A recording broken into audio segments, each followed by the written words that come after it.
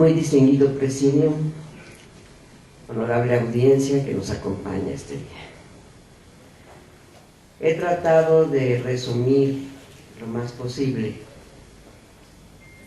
una serie de estampas de la heroína que es Adalid de todas las heroínas de México.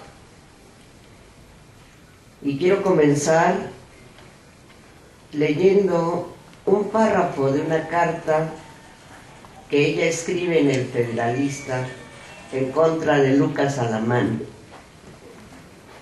que con un absoluto sentido misógino menospreciaba la participación de las mujeres mexicanas en la insurgencia. Imagínense qué habría dicho en la revolución. Abro comillas y comienza Leona con estas palabras, que como bien decía el señor senador Moreno, la palabra es el arma más poderosa, la palabra dicha y la palabra escrita.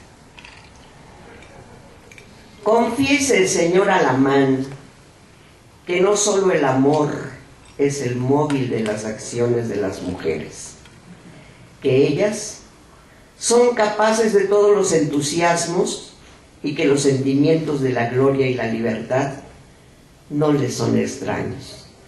Antes bien, vale obrar en ellos con más vigor, como que siempre los sacrificios de las mujeres, sea cual fuere el objeto o causa, por quién o por lo que los hacen, son desinteresados.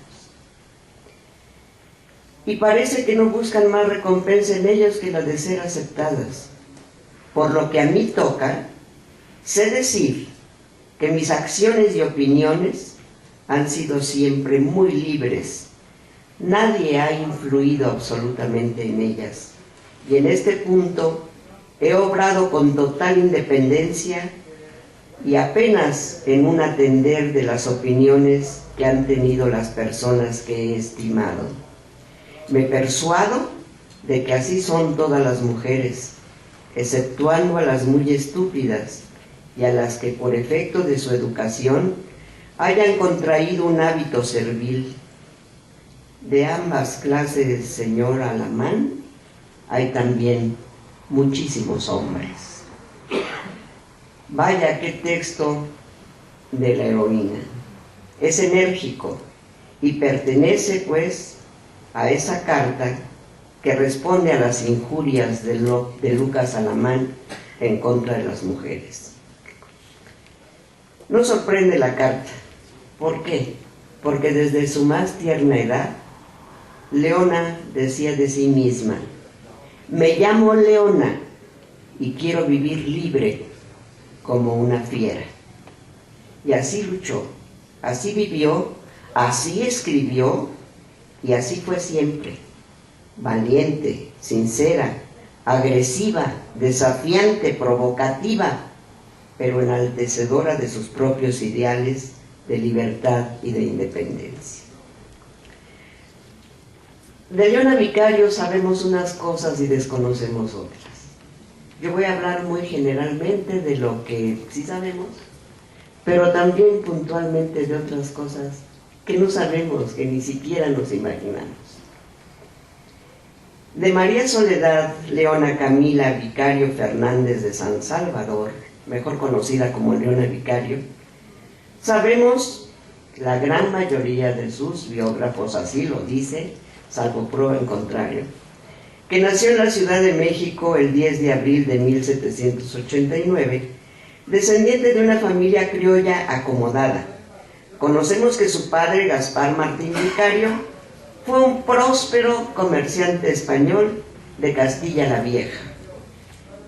Lo que no sabemos es que su madre, Camila Fernández de San Salvador, con familia en Toluca, era descendiente directa de Iztlizóchitl II, de la dinastía, obviamente, del rey Netzahualcóyotl, del Tlatoani, corrijo. No había reyes aquí en el mundo prehispánico. Familia adinerada, distinguida, al contrario del común de la época, le permitió, por esa prosperidad, a Leona Vicario tener acceso a la educación.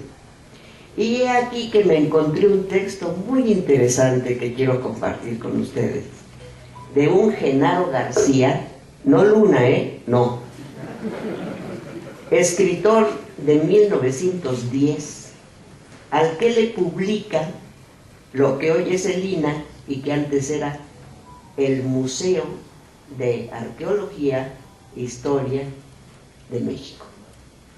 Este texto es interesantísimo porque, además de que vamos a recrearlo como si estuviésemos viendo una película, comienza diciendo, en 1910, si hoy en día la educación de la mujer dista mucho de ser satisfactoria, en aquellos años de la infancia y adolescencia de Leona, dicha educación era de tal manera deficiente y viciosa, que a las mismas mujeres de las clases ricas dejaba condenadas a una existencia de ignorancia y naderías. Para educarse, les bastaba aprender de memoria el catecismo de la doctrina cristiana, además medio escribir, leer de corrido y aprender a bordar, pero no a mantenerse de la costura, porque para eso había costureras, y ser costurera, bueno, era un oficio de baja monta, ¿no? Habría que comer con limpieza, vestir a la moda, caminar de manera airosa, bailar boleros y valses, tocar y cantar un poco, aunque no bien.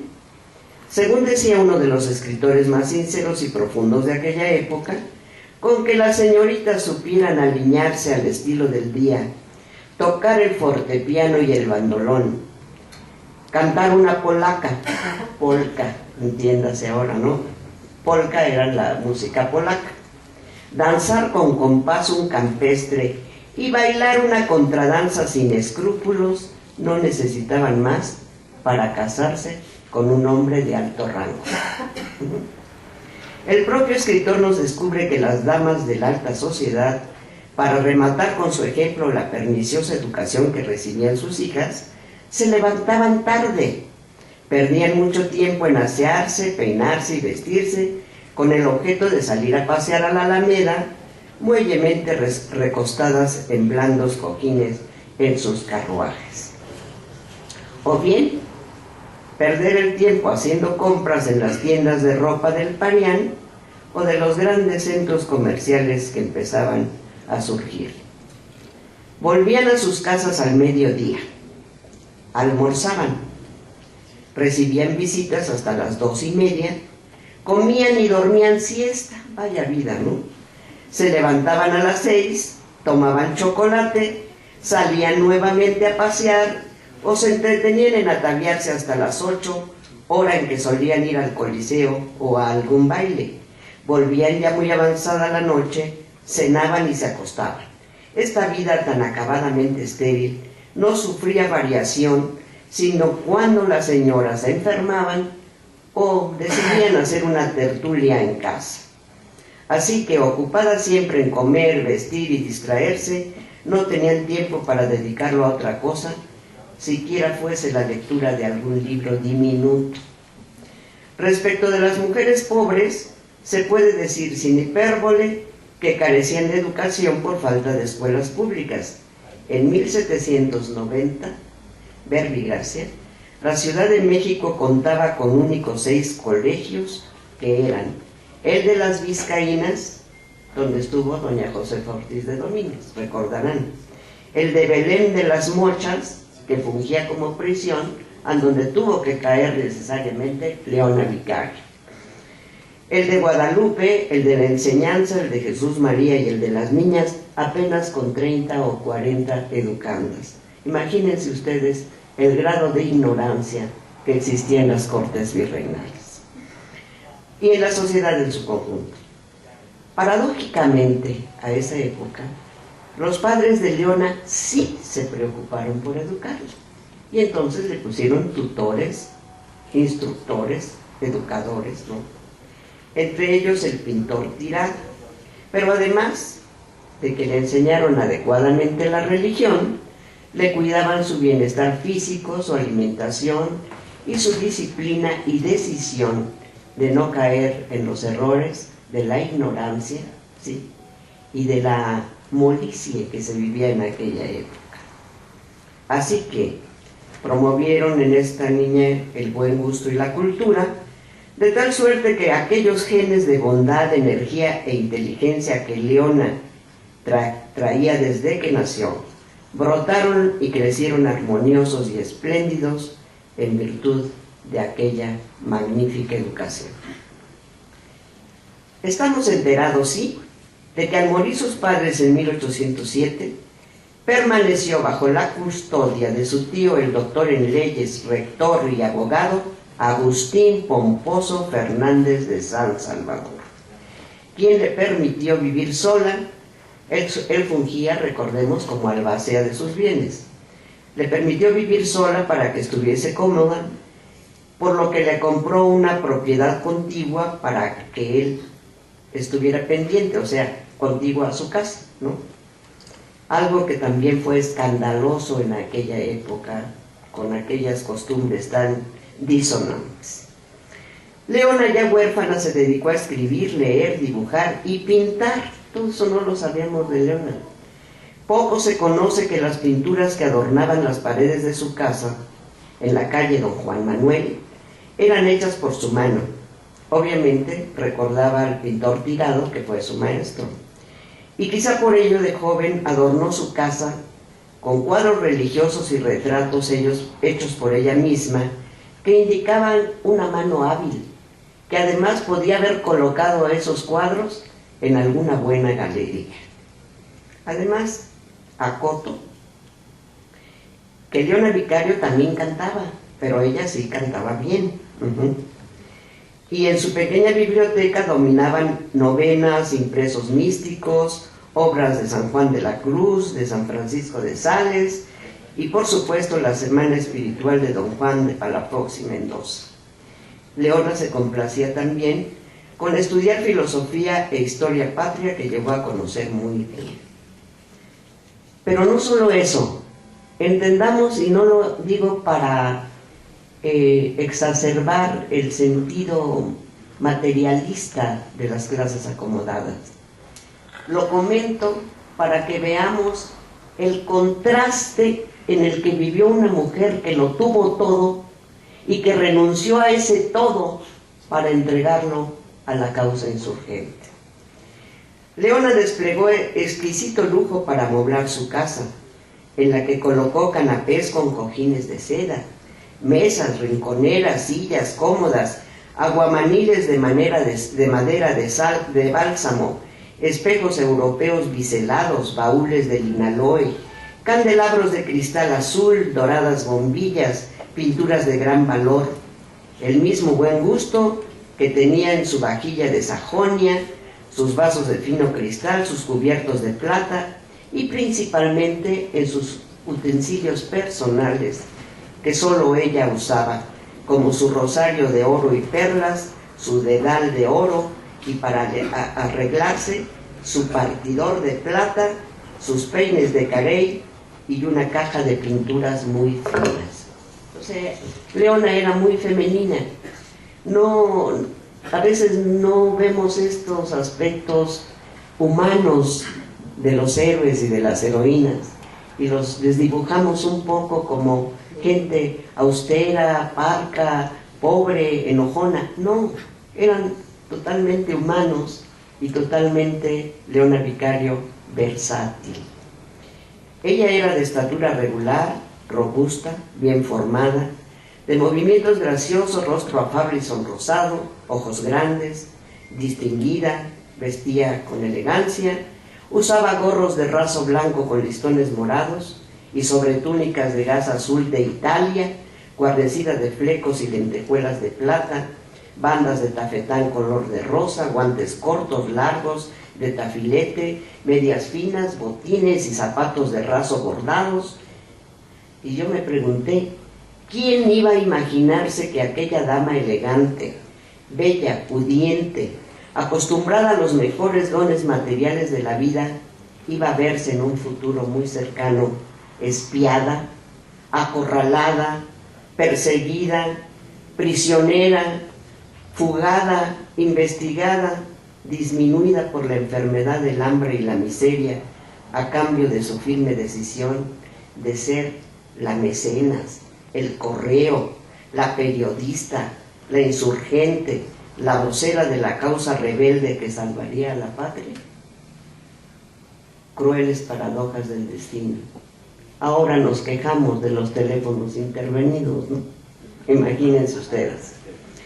Como además de hermosa y elegante, Leona era muy inteligente, virtuosa, instruida, religiosa, artista, conocía el idioma francés, descendía de padres honorables y tenía muy buen capital, era obvio que era una de las señoritas más pretendidas en aquella sociedad de su tiempo.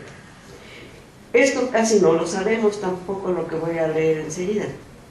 Leona estuvo por su voluntad comprometida en matrimonio con el coronel y abogado Octaviano Obregón, notable miembro de una familia muy opulenta de la provincia de Guanajuato, emparentada ni más ni menos que con el conde de la Valenciana y sus minitas, recuerden.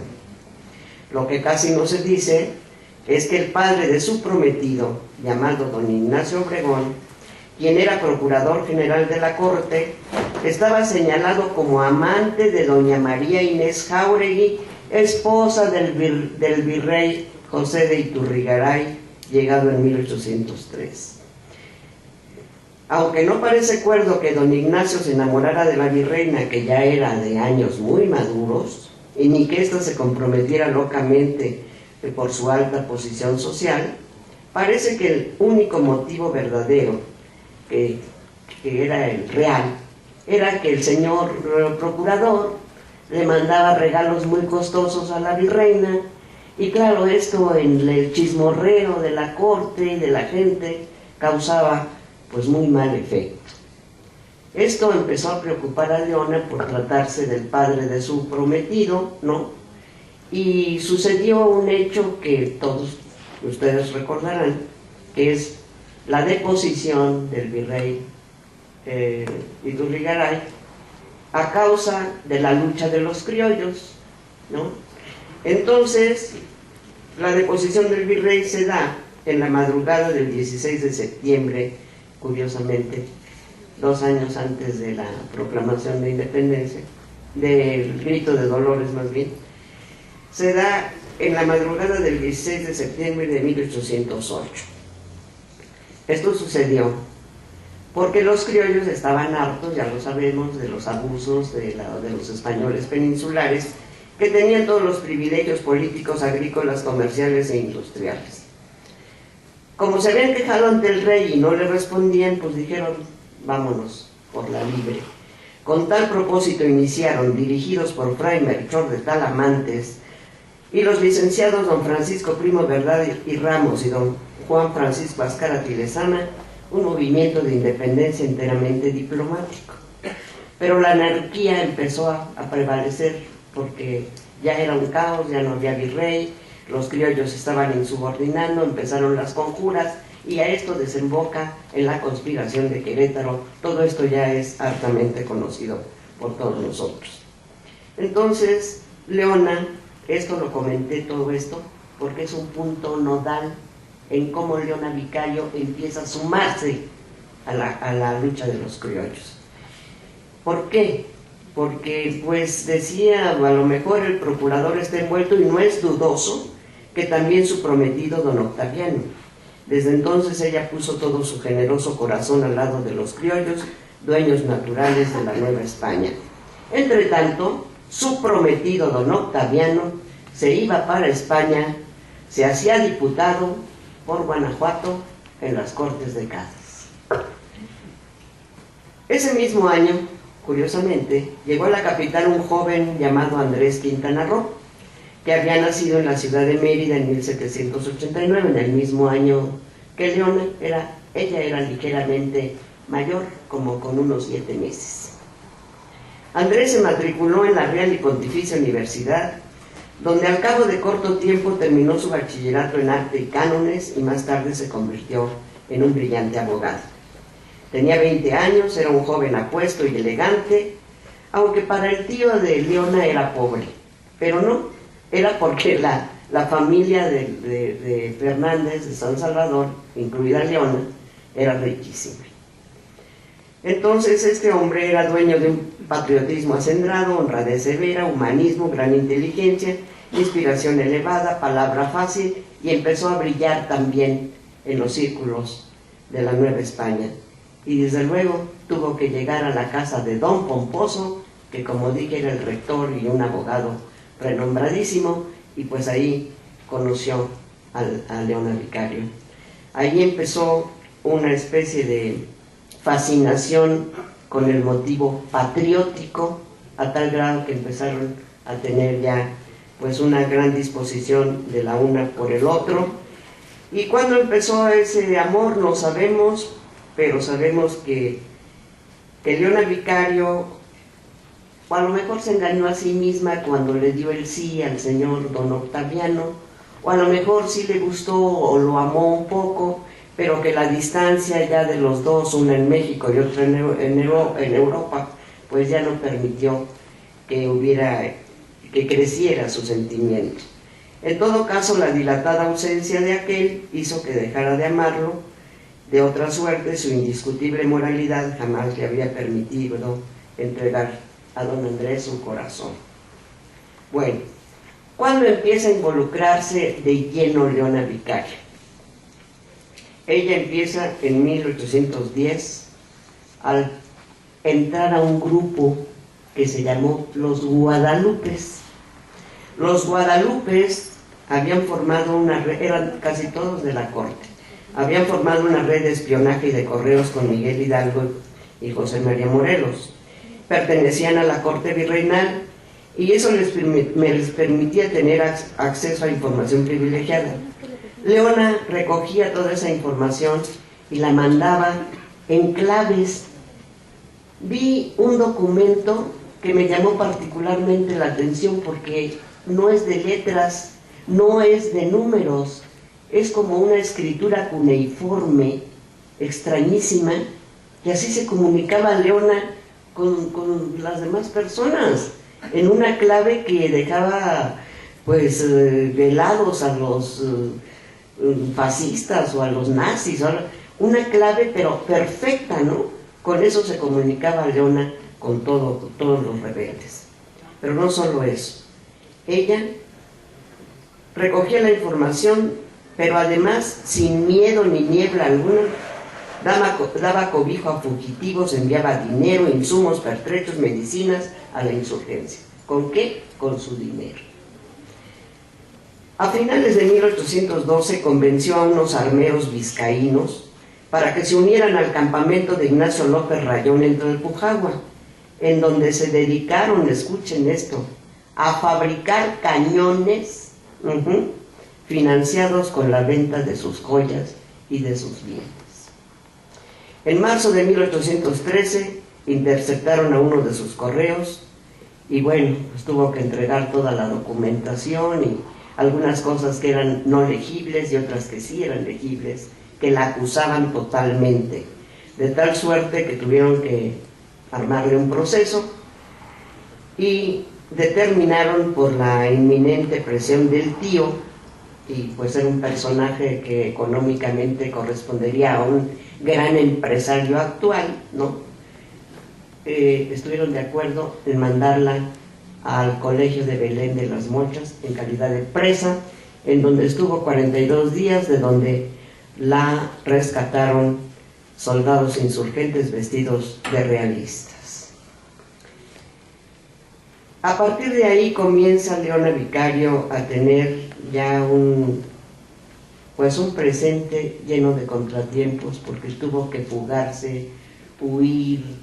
En su fuga, porque era temeraria, era muy valiente, no le temía a nada, llevaba en sus ropas y en los huacales en donde huyó, vestida de negra, de una sirvienta, una esclava negra, llevaba los escritos para mandarlos a todos los periódicos rebeldes, y e insistía en que tenía que salvarse la Nueva España del yugo español. De todo esto estaba enterado, ya estamos cerca de Morelos, está muy cerca ella de López Rayón. Se enteró Morelos y bueno, decía esta pobre mujer cómo va a vivir o qué. Entonces decidió plantearle al Congreso de Chilpancingo el 22 de diciembre de 813 una asignación económica que fuera ratificada por el Congreso. Así fue. O sea, había casi dilapidado toda su fortuna en la causa de la insurgencia. Pero Leona tenía la mejor arma, que era su palabra escrita, y apoyaba al movimiento liberal a través de los periódicos El Ilustrador Americano, El Pensador Mexicano, El Federalista y el Seminario Patriótico Americano. Aquí estamos hablando de la relación de ella con José María Cos, con Fernández de Lizardi y con el propio Andrés Quintana Roo, a quien, como ella era la de la lana, ¿no?, le financiaba también sus periódicos. Como dije, eran muy cercanos a Rayón, así que cuando ya se desintegra el movimiento de insurgentes en su gran mayoría, cuando ya son fusilados Hidalgo y Morelos, pues se van con Rayón a Tierra Caliente y andan fugitivos, huyendo todo el tiempo, de tal suerte que Leona da a luz a su primera hija en una cueva de Achipistla, en el hoy Estado de México. Con la niña en un huacal llegaron Leona y Andrés a Tlatlaya, donde la bautizaron bajo el padrinazgo de Rayón. La familia tuvo que huir, se van a vivir a una pequeña ranchería al borde de una barranca, Tlacocuspa, en la sierra de Tlatlaya. Viven un año allí hasta que un insurgente, Vicente Vargas, los denuncia y además lo autorizan a que vaya por ellos. Al verse amenazados, pues que Andrés Quintana Roo sabe que si no deja el indulto que le habían ofrecido recurrentemente a los dos, el virrey, pues los van a asesinar, ¿no? Quintana Roo, enterado de las vejaciones que sufre su esposa, ya que la llevaron caminando desde Tlatlaya a Tejupilco y luego a Temazcaltepec, imagínense todo lo que vivió aquella señorita bien para llegar a esos extremos, ¿no? El comandante de Temazcaltepec le pide a Andrés Quintana Roo se presente de inmediato. El virrey les concede el indulto con la condición de que se vayan a España, que ya no estén alborotando aquí. Pero ellos no aceptan. Entonces llegan a Toluca, permanecen un tiempo aquí, prácticamente en la miseria. No tienen recursos para irse a Cádiz y tampoco tienen permitido regresar a la Ciudad de México, donde pues Andrés Quintana Roo podría haber hecho una brillantísima carrera en el Colegio de Abogados. A grandes rasgos tienen 3 hijas, una fue Genoveva, otra Soledad y después Dolores en este ínterin. Consumada la independencia y en compensación por la confiscación de sus bienes, el Congreso de la República concede a Leona Vicario, en la sesión celebrada el 8 de agosto de 1823, una liquidación en metálico, una hacienda llamada Ocotepec en los llanos de Apan, Hidalgo, y 3 casas en la Ciudad de México. En 1827 el Congreso del Estado de Coahuila y Texas acordó que la villa de Saltillo se denominase en adelante Leona Vicario, conocida en esa época como la mujer fuerte de la independencia.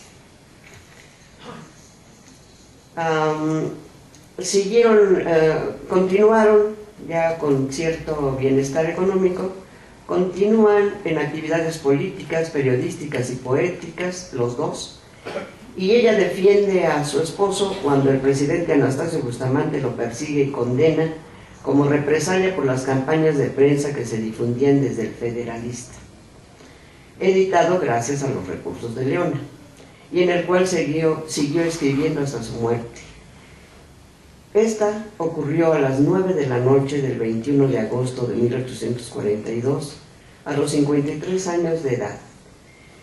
A los 4 días de su deceso, ya desde entonces, fue declarada benemérita y dulcísima madre de la patria. Y es la única mujer mexicana a quien se le han rendido funerales de Estado. Su existencia, como hemos visto, hacía grandes zancos, porque también respeto el tiempo de ustedes. Su existencia fue ejemplar, versátil, trascendente, generosa y heroica a más no poder. Gracias a sus hazañas de libertad, su nombre está escrito con letras de oro en la Cámara de Diputados del Congreso de la Unión, así como en el Congreso de Quintana Roo en Chetumal, y sus restos descansan en la Columna de la Independencia. Leona Vicario es adalí de las mujeres mexicanas, recordemos porque es digno recordarlas: Josefa Ortiz de Domínguez, Gertrudis Bocanegra y la Güera Rodríguez, ya reivindicada como una de las heroínas también que promovió y colaboró con la consumación de la independencia. Como dijera José Martí, honrar, honra.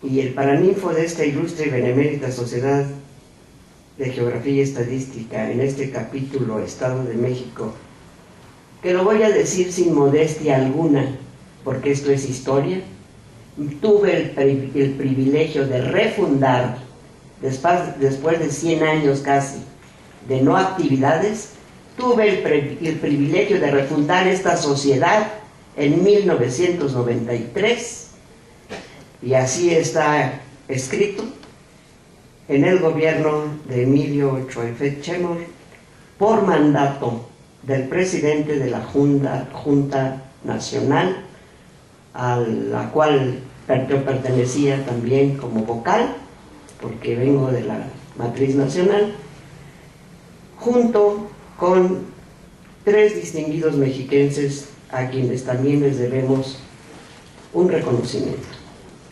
Antonio de Jesús Naime Livien, Gabriel Ramos Millán y José Antonio Maya Schuster, quien junto conmigo hicieron todos los trámites y todas las propuestas para que se creara nuevamente aquí en el Estado de México esta sociedad, que me complace muchísimo tenga el presente, el pasado reciente y el futuro que tendrá, bajo la dirección de mi estimado amigo, compañero de luchas culturales, el maestro Germán García Salgado, a quien además, donde quiera que esta suscrita tome la palabra, les recordará que Germán García Salgado es el creador de la presea Estado de México. Entonces, esta sociedad se honra hoy a sí misma al honrar a Leona Vicario, y se honra también con el ingreso de Mario Montiel como nuevo consocio de esta institución, por lo que no me resta más que felicitarte, Germán García Salgado, por tu patriotismo indiscutible, porque así es. No necesito grandes elogios para reconocer que tu permanencia en la sociedad se debe a tu acendrado patriotismo.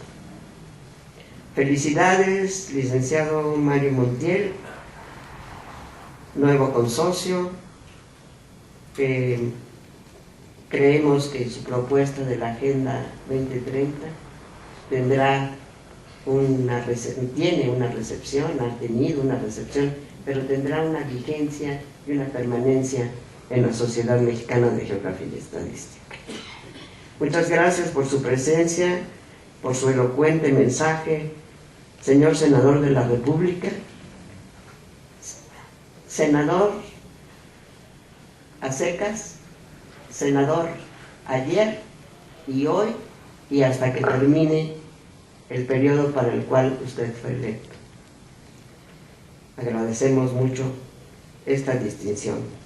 Y para todos y cada uno de los presentes, nuestros mejores votos por un gran año 2020, en el que honraremos cada día a Leona Vicario, a Toluca y a México.